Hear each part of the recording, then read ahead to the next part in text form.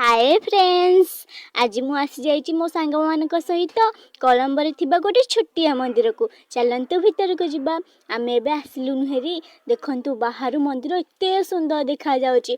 Side रे भी बहुत बढ़िया बढ़िया सुंदर सुंदर मूर्ति अछि। बाहर एते सुंदर देखा जाउछि, भीतर तो मंदिर बहुत सुंदर देखा जाउथिबो। तो चलंतु भीतर को जिबा। मु एबे भीतर को आसिलिन हेरी। राम लक्ष्मण सीता महाप्रभु बहुत सुंदर देखा जाउछन्ती। तो मु एबे मुंडिया मार सारली। चलंतु बाहर को जिबा। गोटे पार्क भी अछि देखिबा।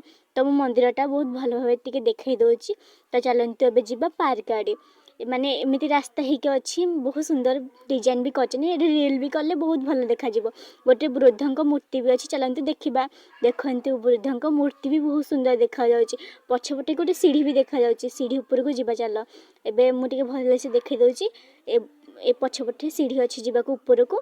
आ सीढ़ी भी बहुत सुंदर सुंदर रास्ता भी बनै छन। चलंतु जिबा ऊपर को। आमे एबे सांगाने मिसी के ऊपर को आसिलु हेरी अधा ऊपर को।